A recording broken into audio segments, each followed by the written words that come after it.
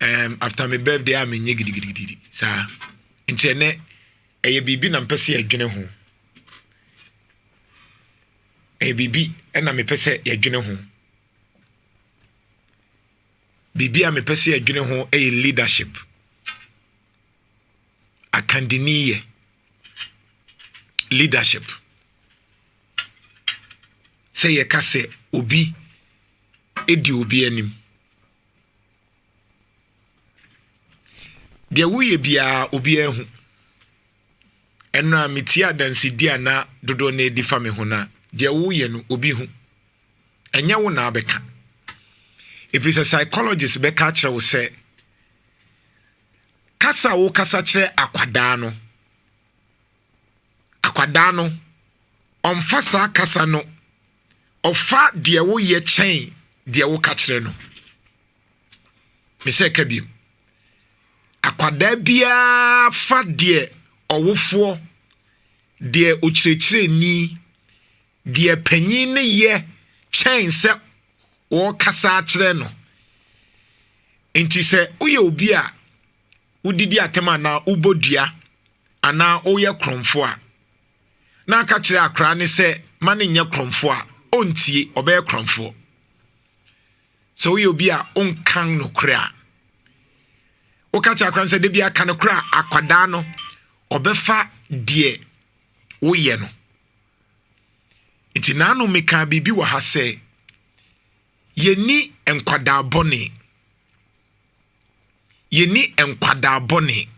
akwada bia ni wo ya akwada bone empanyimfo ne ye empanyim bone ene man kwada esua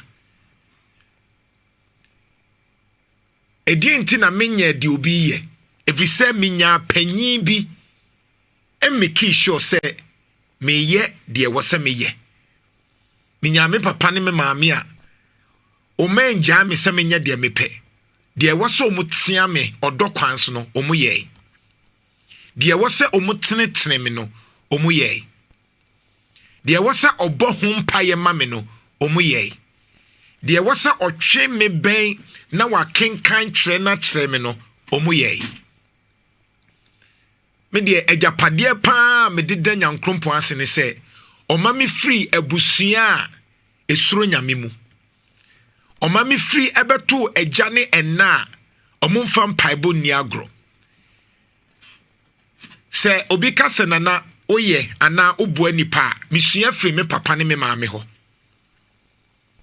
so obi ka se ade akutame anam de ma mesua free me papa ne me maame ho because minyini behu me papa ne me maame a omutirimu nyeden minyini behu me papa ne me maame a de bia no mugi ahoho minyini ebeto me maame ne me papa mehu se de bia no oni bi mpo a opese afoforo eho to mu enti me peke sa ade no direct because me be ware maame ne papa de ba kom papa ka o se me ma no mu be ware a mintu omufuo de me ye na no mu hwe no mu de ko ampa nso because me anyini se me papa to ne nsa abo ne yire anaso wadidi me maame atema hu bi da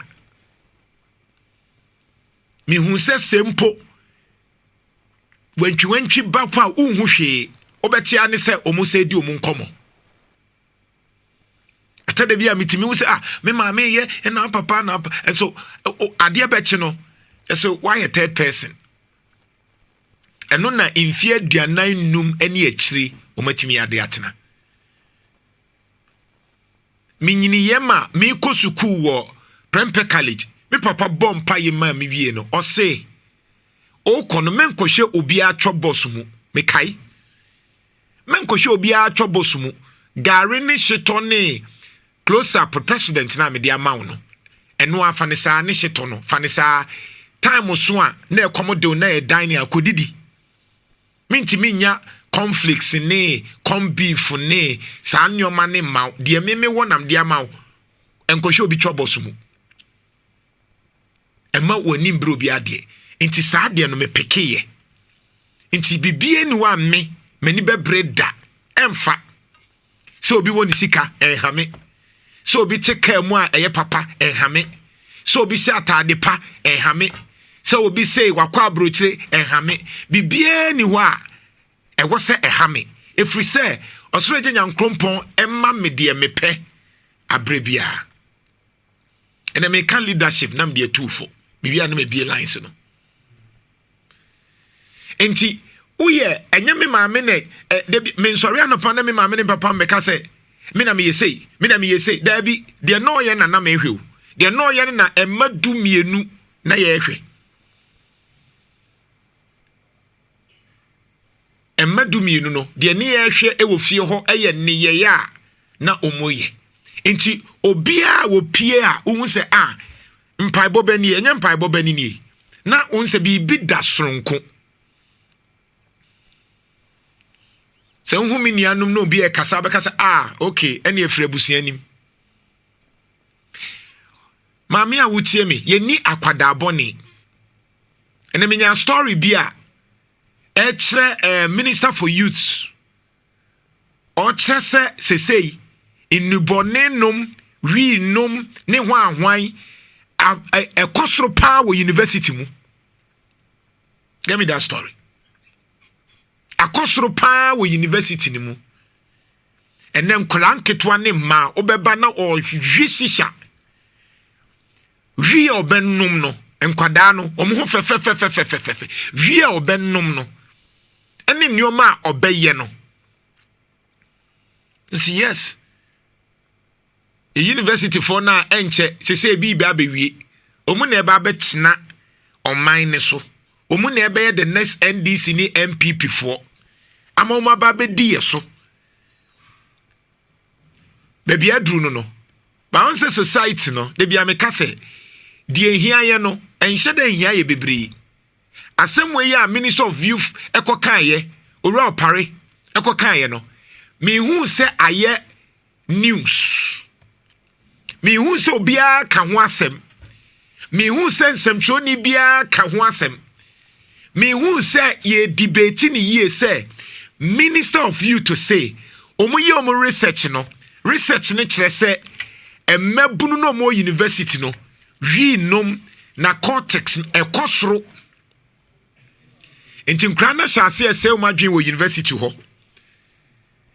na onse asem na meka de bia meka Pareto chart enyoma nketenkete bia yemfa yani enhwe no enu na nyini na babaye adesoa amayen na yemaba wa mo ho ofe ene yemrancho mo ho ofe enu hwi enum nubone enum ho ahwan omu na omu hyase join ni ten ni tesco no omu na beye junior NDC ni MPP for no omu na enche na yama omu position na enche omaba bedie so ese de bia me kasa me jamfi ye mini aketwa se sei oni ni nimdie abas mu asafoje mu enti se ya ntiti wo mu yi a adwene bia ya de tete no eno na odi bedu oman ne so mama kacho se enyema nketwa ne ye nhwe ho wan ne fa ho obi amfa ho asemu ya me ka asemi na menya meboa me na menya because makacho leadership akandiniye me say akwada no hyase ye sa efri se owofo na ama nani anko ne ho enti okọ ba bia omo begye no ena ama o ma hyase ye sa wan na monitor wan na mentor wan se me kire nkra na de wo university a minya bra momu so di omu nkomo kire me na metie sa nkomo na me wura ho efri se omu ni obi a wo mu ka o masema kire no obia omu nim obia o ka na asema kire no read it, we'll come to that. Omu nim obia, who cares? No one cares.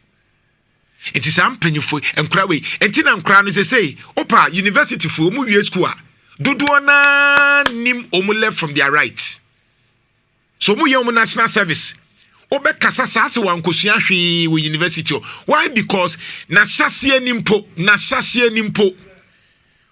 na sahye ni mpo no yan kyerɛ ɔdɔ enti onyini ye beto ade bi enti oba adwuma ye ne den okasa onya adwuma no amuna okasa onya bibia wonte ase we mu ni yakandifo ye ka the youth na ye ka na monte ase no we mu na enche utifie wo so mfa ho ba saa mrante we se na wonim se beduru baabi ye rajo mahama ebe yi obi a wadi 34 years 35 years o my regional minister yanso daye se ebenya abrante inhranka awrade se hwe ye wra franka mo akohene ade bia meka na asem no de enti otimi ye adwuma kohwe ne fie ye tete ne wo fie enenti na okasa te se panyi more than the age obitimi won se anana nyanjwa na se wunyini sa menim se papa panyin bio enam se ane ye tete me ofie nti efie no ye tete me na tete me nti me papa nti nsem ne bi wo ho a sa honhom ni wo me mu nti me nkasa te se me age me kasa te se panyin oba no nhwe no ena oba no titirimu ye nde to obenyini no omu obia ene na ama ene aware ni relationship problem bebre aba we bu we na we yesay na we because akwada ni nyin what kind of leaders are we training ye ka okandini ya e sha se frifie ye wura kofo na no ye wura masori na ye shiraw ena no pay ye wura na no a ne birthday na wo ka asem o se ye boa pa hyase ya mana ya ntete ne wo no ane papa ne ma me fie ye de ne ko baabi se yankotete no na onim de nti ane ye ne saa won se mpanyifo na ye se da dua wo mu wo baabi no o mu pie ba difference wo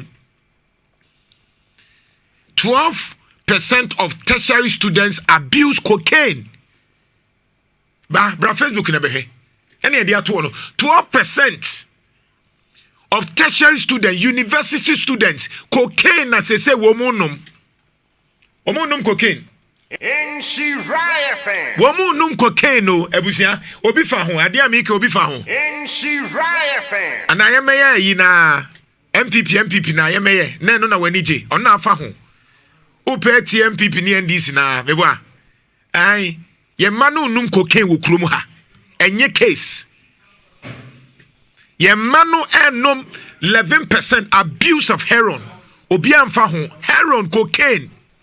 Yesu so nketenkete ne ye radio ye meka radio ni TV advert akwada wo kɔ he o se mekɔ adia mekosua de o se bra wi ni cocaine heroin de na pe o se da bi mempemu bia na wadwane Yesu so na sanyoma wenti wo suro se uti cocaine na wo suro uti heroin ena ye manu num hwi enum shisha enum sanyoma no sa ye meya no mu bawie university abetena office enti what banka obeba omu oye nurse omu oye adwuma obehia adwuma no obehia adwuma no Nhyira FM. nano na me ne mepanyi bi di nkomo abrante ne nam de bia wo hia wa na mepa adwuma na mepa adwuma ena wonya adwuma kese pa o ena nyama no ena papa na ohwe adwuma so ewa abrochire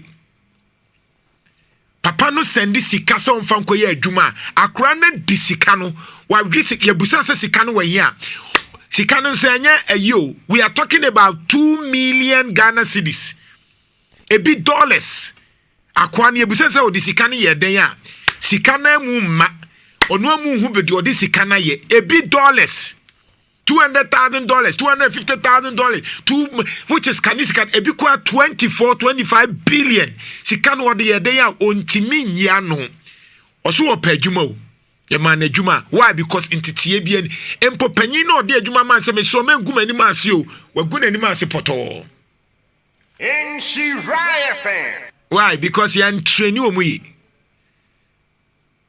me papa ntete me se me nkowie obi ade o ene me kan leadership ho asem akiro ene na mpesa me di tue wufo hwe oman enu nti na adru level a edru time e wose yi okandini a na ye den edru time e wose yi okandini a na ye den nti che se bia obi a oye popular de otimi kasa de otimi wosika de otimi ono na ye susu so oye leader ene be bia adru no Ghana a problem no. We don't have what we call the transformational leaders. We don't have them. The transformational leaders. But Debbie, what are we looking at? Transactional. Meba motoma me dia meye adwuma ma mo. Enya sa no muka. O pe adwuma dia atoma me. O pe nkoso atoma me. O pe weye atoma me. Enya sa no muka. That is transactional. Emu oha. And me pese me ye wa dwene mu ye nyina ya dwene mu adwuma ma te ase say the kind of leaders na ye ti omo nka wo krom ha no. Omumu oha. Let's elevate the discourse. Omumu. In the next 7 minutes, maybe a lines no near dinkomo. But I'm talking about leadership. Mo pejuma monto mami. Na mani aje. No abusane say, onya nya sa position de no aye. Me ba me de hope beba. No abusane say, e de hope e no de abra wo life mu. Enti say wo to abama nansa. You see the kind of leaders I can defone nyina because someone who say sebi empanifo mani mo a ya adwumu oha if we say de ye pa ne de otimi ye dede de ye pa ne de otimi wo sika de ye pa ne de obi sa nipa kro no otimi ye ne nyoma. But the question is that ye busa say nipa kro na o ka no se de ntina se me ko baby na me se metimi ay morning show a obi beji machinye dabi because unni me dada because adwuma we na aye me da bia me catch am se me o ma me 500 million a month se me nkotena banka me ntena enye madwuma no because me sika ne kutam kra me de beche enti sika se me nya de wo ho sika ne kutamia ebeye mmobo ama me de ache enti sika pa no me mfa nkuta obia won strength enti me mfo so because yes sika wo munti me nkoye adwuma wo bank da bi me de ne nyankopon de adome eye business ene kasa communication and business. That is my area. Enti bibia ye business consultancy yo mamu adwuma agro ebeboa mu adwuma mu atrɛ me de nyankopon de adome no ena kasa ena ode adome eno na medidi ho enti so ka che me se me free ha na me nkoye bank manager me nkoye adwuma wo Bank of Ghana me koye den me ko tena keke manum dentia enti na no me ka bibia e friend Peter principle ne say sometimes we elevate people into their incompetence. I repeat, sometimes we elevate people into their incompetence. Actually say, yetimi emobi every baby ko baby na nipa no ontimi nya ade no. Na emom ye hye de no ontimi ye ne pushing say oh betimi aye. Dabi obi wo ho na ne de ye teaching kwa onim ade kire. Obi de ne kasa nkwa onim kasa. Sa nipa kron wo yi no say on free kasa no no nkotena backroom a me ye regime agla adwuma no me ntimi nye.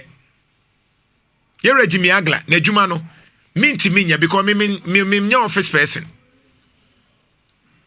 Accountant obeko no to be 5 hours no ye calculation no ye me sa 5 hours me nko amete 5 hours me ye dey me ho yira me anya madwuma no ye problem ne say de o pese odi president no ye nim yakum mpa say wo selfish interest ntia enye pa so obetimi aye adwuma na emom because nipo ne betimi ama usika die ntia ene nti ne wani abre no ebi so man Ghana ye wo mpanyifo bi pa na anko metimi abobra afa nkofo adwuma etimi expand o mu business man bia san nkofo ne ne ehwe mu ne de o masi so na emom sesi amemitie yi metuma ba wo mention of enti se me pese me koye MP a metimi aye eno ane se makope sika bebre na me ba betua bribe ama delegate me ye be me dede sisi yi eno pama me kope sika na me nko mention of na me ni minia akwasi kunadu nkogina na me nya sika nche akwasi kunadu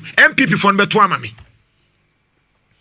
delegates no beto ama me Maminya sika sesia na menko menhia nof akwasi kunadu oni sika enso ebi kura na akwasi kunadu betimi ayade a chan mi o akwasi kunadu ono ebi a wote more oye because oye accountant oye sa nyoma no chan me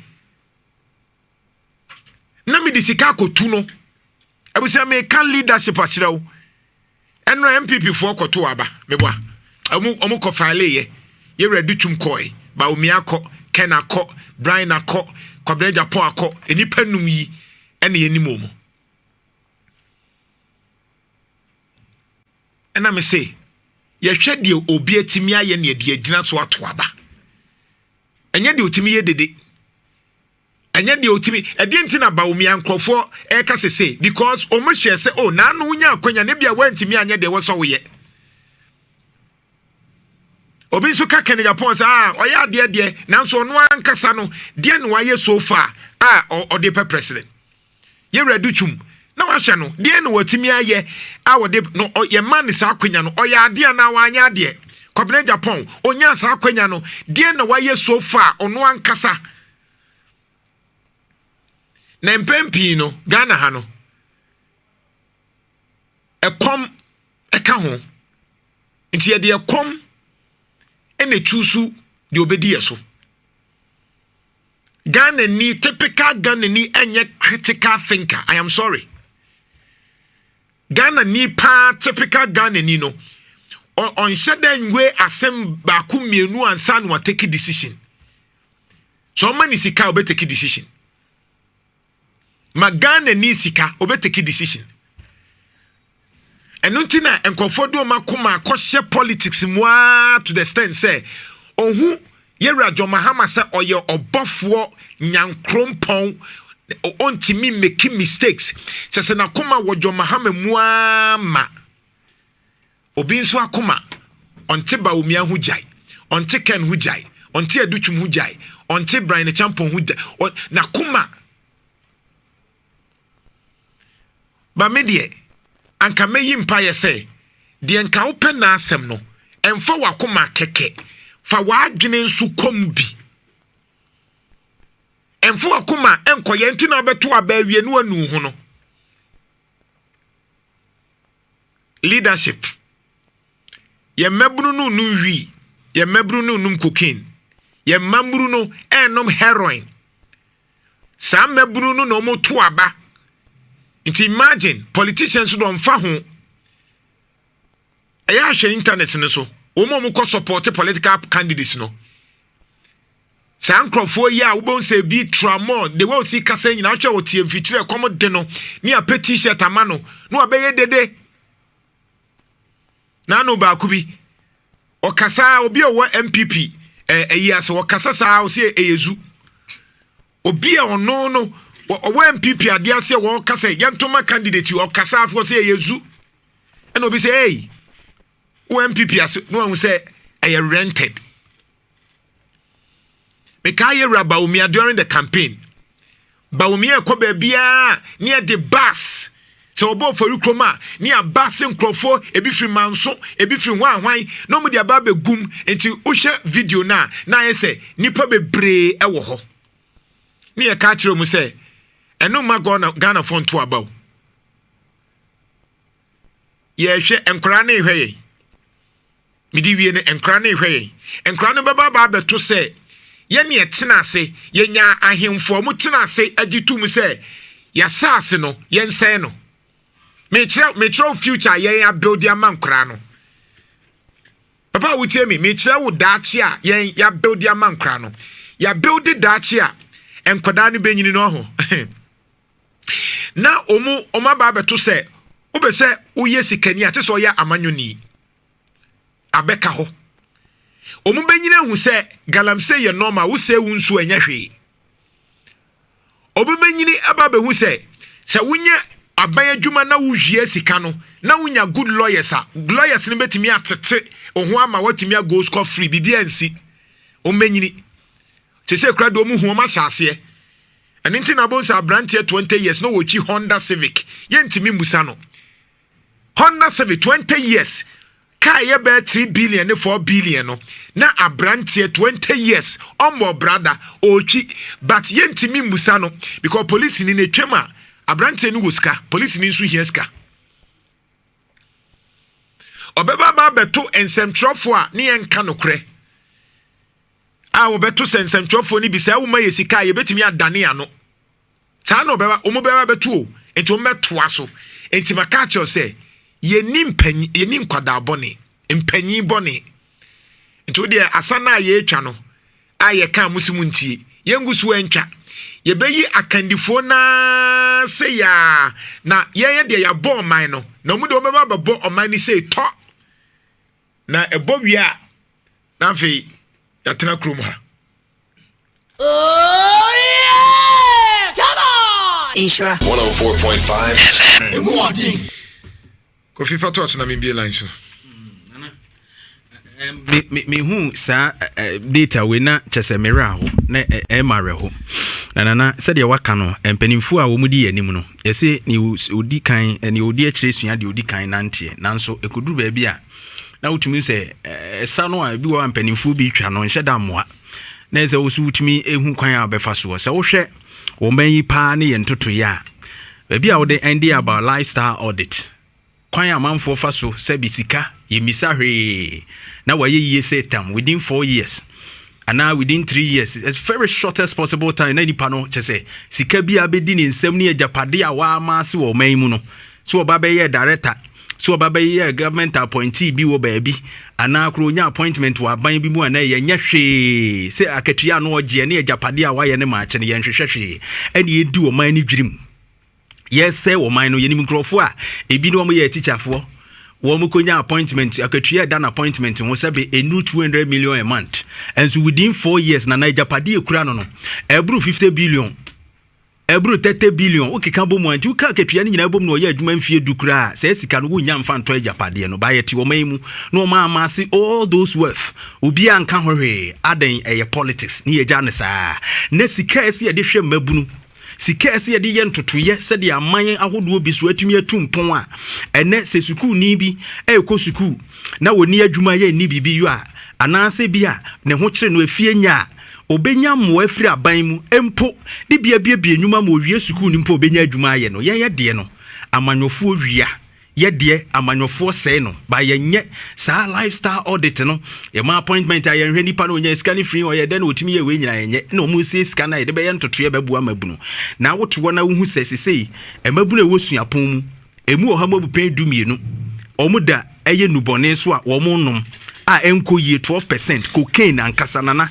enya asem ketwa ensunsuan so a edeba na mehwe ade bi from Gtech wono enhwehwemu bi a wo mo yeye na ohwemu a tertiary institution as of 2024 early 2024 minim sesese no akwa mu latest data no my ba early 2024 na de yenya ya between January to March mu ho na data no agina 635,000 students ya na wo mo kire across 307 tertiary institutions a one more aye na 85% of those students no tertiary public tertiary institutions no na say you fund it 635,000 no crowd na yen run no say bi kure bia beka ho a yen fa no 650 anana say you count 12% ya one more agi nuboni enum a na ye school fo ni gina ho a enipa mako school fo mako empim aduoso enwotwe 78,000 na yebeka so omo wo sa enuboni ni mu a ha adwene yie pa na ze ohwemu a oka eye wi hu asem ene enuboni na hodo bebrebe na me pese me bobo na asem na oka ye no so kakra se wo hwe 12% no kura no a enu achi 11 eye heroin na ye ka ba 70,000 na mu ne yegina wo na wako wi omo enum wi tofe no omo di wi tofe edi bi ye gare sokins edie no ne ade no wi no na wi no de kura doso 59% wi fo no a omo hye school mu a onsua de ba no wo nom na eno so okika bomu a na ese wi fo no edodo no 59% no ye be koyanimu a atumi akonya nipa mako ahasan edi owotwemiensa ene echipo ehanum kra 383,000 students over that omugu sa wi no so a wo mo nom na nkora nyina ye ka omubomu a enye nipa ketewa wu ebro constituency bi nipa wu ebro mpotem bi nipa wu mu we mu nyina bepie nuboni ese wo mu adwene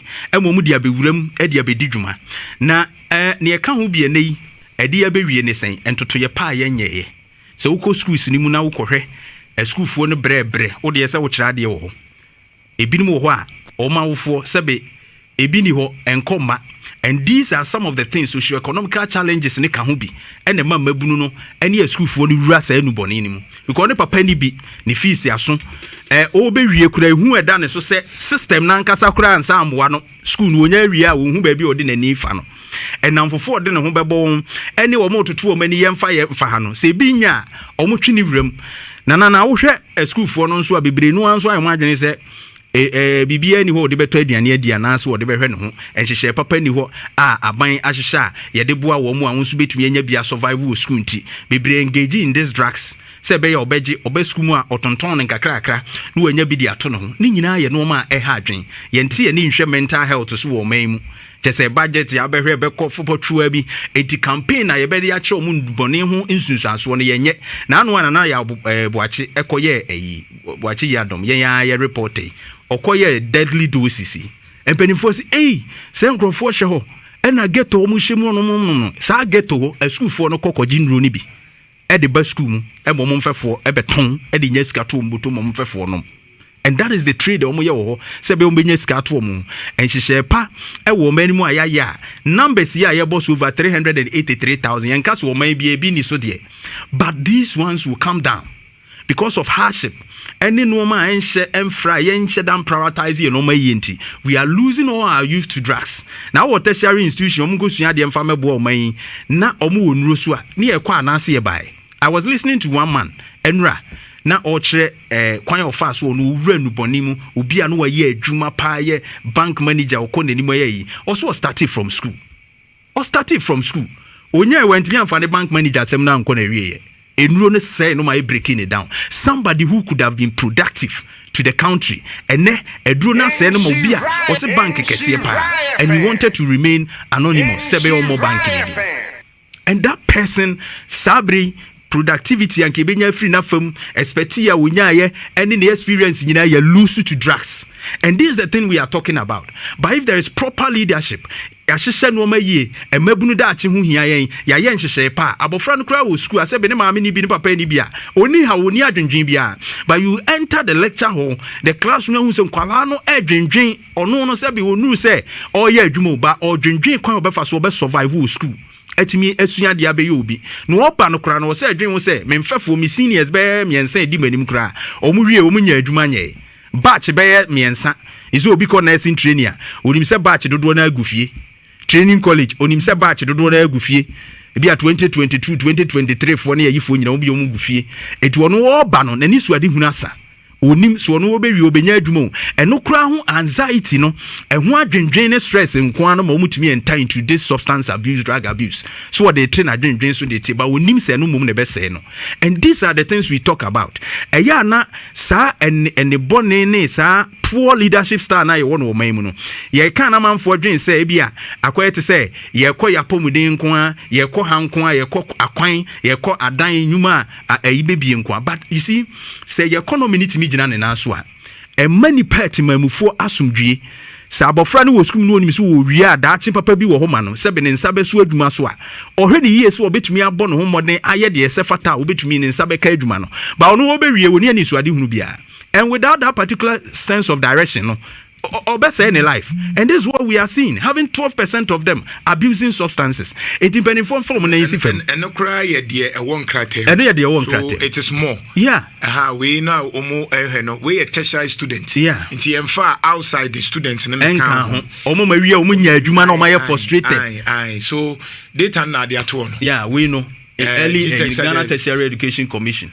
You know.